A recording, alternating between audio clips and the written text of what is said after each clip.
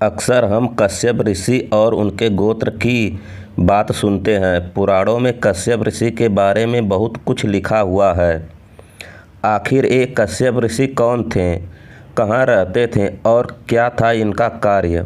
कश्यप ऋषि महर्षि मरीचि के पुत्र थे। इनकी माता कला कर्दम ऋषि की पुत्री और भगवान कपिल देव की बहन थीं। मान्यता के अनुसार इन्हें अष्टनेमी के नाम से भी जाना जाता है। कश्यप ऋषि का आश्रम सुमेरु पर्वत के शिखर पर था, जहाँ पे वे परमात्मा के ध्यान में लगे रहते थे। माना जाता है कि कश्यप ऋषि के नाम पर ही कश्मीर का नाम पड़ा है। पूरे कश्मीर पर कश्यप ऋषि और उनके पुत्रों का ही शासन था। कश्यप ऋषि का इतिहास प्राचीन माना जाता है। कैलाश पर्वत के आसपास भगवान शिव के गणों की सत्ता थी। इसी इलाके में ही दक्ष राजाओं का साम्राज्य भी था।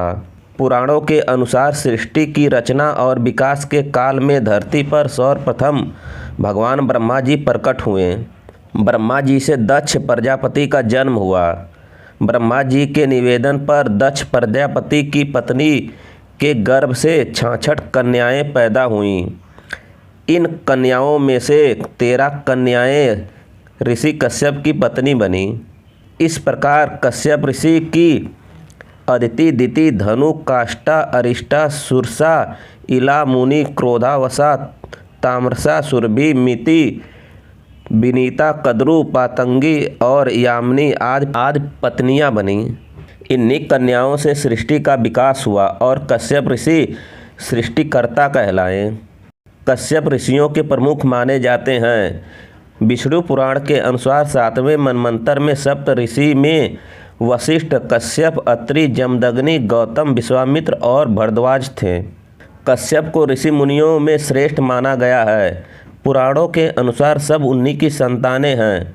सुर असुरों के मूल पुरुष समस्त देव, दानव और मानव कश्यप ऋषि की आज्ञा का पालन करते थे। कश्यप ने बहुत सी स्मृति ग्रंथों की रचना की थी। पुराणों के अनुसार कश्यप ने अपनी पत्नी दिति के गर्भ से 12 आदित्यों को जन्म दिया, जिसमें भगवान नारायण का वामन अवतार भी शामिल था। माना जाता है कि चाशुक मनवंतर में सुतिष नामक 12 श्रेष्ठ गणों ने 12 आदित्यों के रूप में जन्म लिया, जो इस प्रकार थे: विवस्वान, अर्यमा, पूषा, त्विष्टा, सविता, भंग, धाता, विधाता, वरुण, मित्र, इंद्र और भगवान वामन। ऋषि कश्यप के पुत्र विवस्वान से वैवस्वत मनु का जन्म हुआ। महाराज मनु को इक्ष्वाकु, नृग, धृष्ट, शर्यति, चिरंतन, प्रांशु, नाभग, दृष्ट, कुरूप और वृषंध नामक 10 श्रेष्ठ पुत्रों की प्राप्ति हुई। कश्यप ऋषि की पत्नी दिति के गर्भ से हिरण्याकश्यप और हिरण्याक्ष नामक 2 पुत्र और सिंहगा नामक एक पुत्री का जन्म हुआ। भागवत के अनुसार इन 3 संतानों के अलावा दिति के गर्भ से कश्यप के 49 अन्य पुत्रों का भी जन्म हुआ था, जो मरुंदन कहलाएं। कश्यप के यह पुत्र निसंतान थे। ऋषि कश्यप को उनकी पत्नी धनु के गर्भ से विदमूर्धा, संबर, अरिष्ट, हग्रीव, विभासुन, वरुण, अनुपातम, धूम्रकेश, विरूपाक्ष, दुर्जय, अयोमुख, शंकुरशिरा, कपिल, शंकर, एक चक्रा, महाबाहु, तारक, महाबल, स्वरभानु, वृषपर्वा, महाबली, पूलम और विप्रचित्ति आदि 61 महान पुत्रों की प्राप्ति हुई। रानी काष्ठा ने एक खुर वाले पशुओं को जन्म दिया और अरिष्टा से गंधर्व पैदा हुए।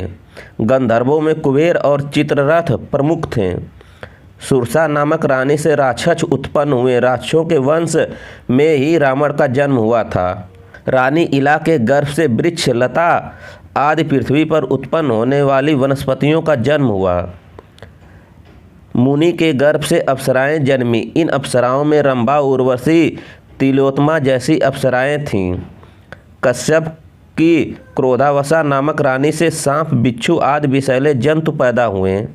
रानी ताम्रा के गर्भ से बाज, गिद्ध और आदि शिकारी पक्षियों को अपनी संतान के रूप में जन्म दिया। रानी सुरभि के गर्भ से भैंस, गाय तथा 2 खुर वाले पशुओं की उत्पत्ति हुई। सुरभि की ही पुत्री कामधेनु थीं। रानी सरसा ने बाघ, शेर जैसे हिंसक जीवों को जन्म दिया। तिमी ने जलचर जंतुओं को अपनी संतान के रूप में उत्पन्न किया। रानी विनीता के गर्भ से वरुण और गरुड़ पैदा हुए।